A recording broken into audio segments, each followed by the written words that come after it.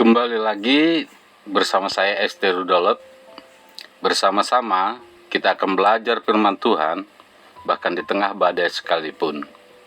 Minggu ini kita akan belajar firman Tuhan dari Lukas 15 ayat 11 sampai 32 dan Yeremia 3 ayat 14 sampai 18. Saudara-saudara yang terkasih dalam Tuhan, hari ini kita mau merenungkan satu kebenaran penting, bahwa kasih Bapa, Tuhan kita, selalu lebih besar dari kegagalan dan kelemahan kita, dan Dia selalu membuka jalan untuk kita pulang.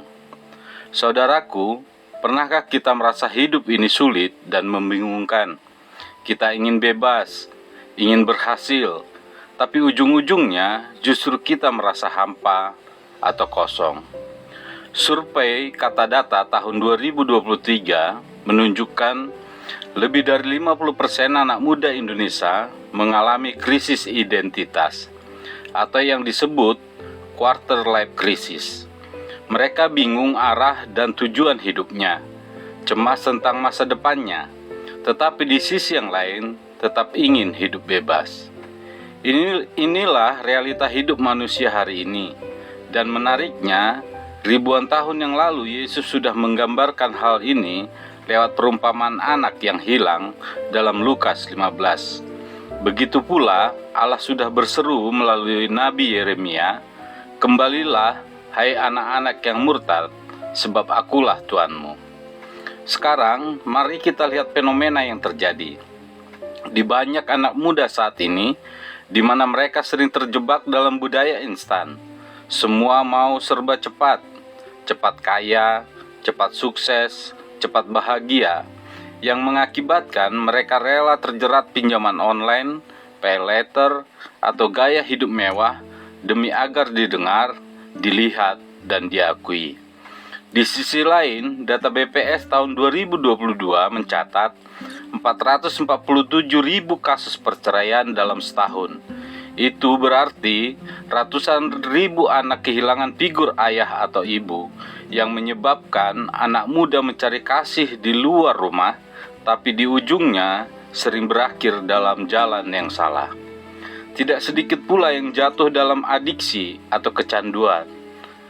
Data BNN tahun 2022 menyebutkan 3,6 juta orang di Indonesia adalah pengguna narkoba.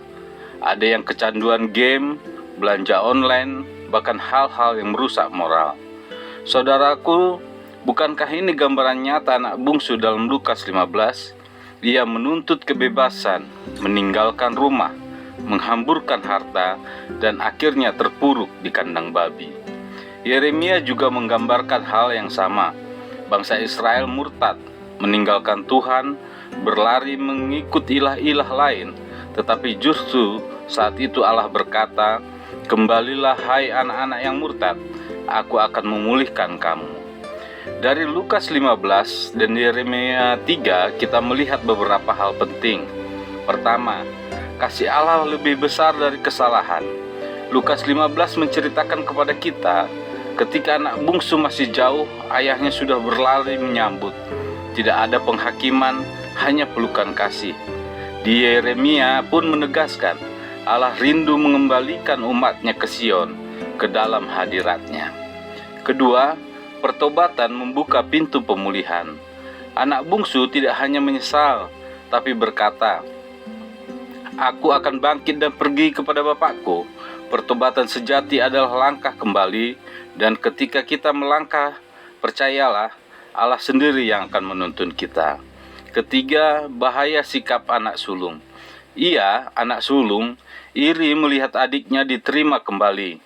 Sama seperti orang Farisi di zaman Yesus, atau bahkan kita sendiri yang sering merasa lebih benar daripada orang lain.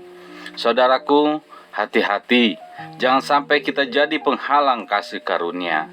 Yang keempat, pemulihan itu relasional. Anak bungsu tidak diperlakukan sebagai pembantu, tapi dikembalikan martabatnya sebagai anak, diberi jubah, cincin, dan pesta. Yeremia 3 pun menegaskan, Allah bukan hanya menghapus dosa, tetapi hadir di tengah-tengah umatnya. Supaya lebih nyata, izinkan saya bagikan beberapa kisah di sekitar kita.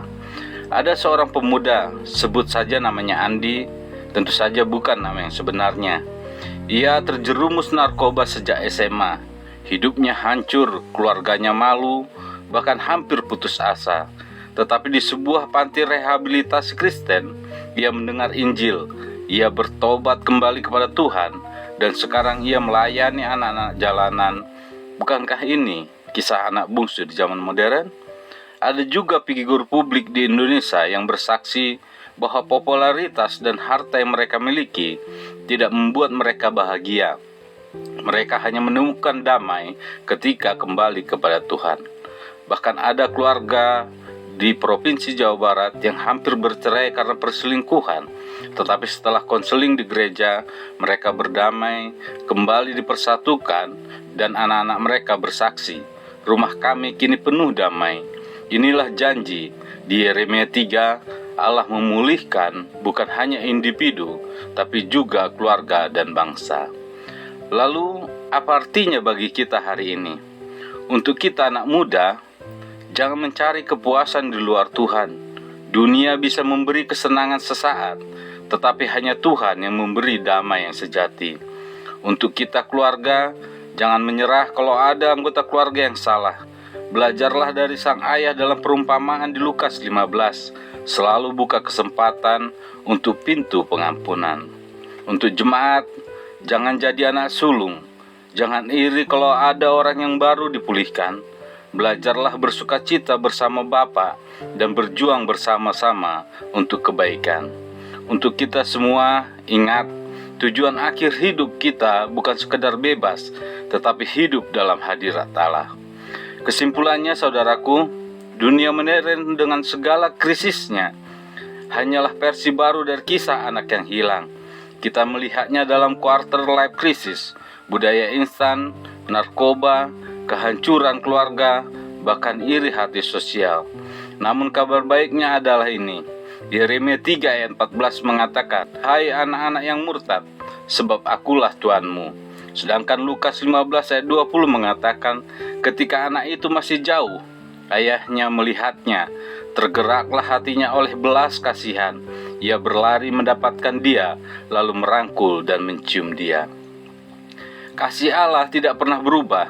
Tidak ada kata terlambat untuk kembali. Tidak ada dosa yang terlalu besar untuk diampuni. Tidak ada hidup yang terlalu hancur untuk dipulihkan. Saudaraku, mari pulang. Mari kembali kepada Bapa, karena kasih-Nya selalu membuka jalan. Dan akhirnya kita bisa meminta, "Tuhan, terima kasih karena kasih-Mu lebih besar dari kegagalan kami. Ajar kami untuk berani pulang, untuk membuka hati, dan untuk menerima pemulihan dari-Mu. Pulihkan keluarga kami, jemaat kami, dan bangsa kami. Nama Tuhan Yesus Kristus kami berdoa. Amin."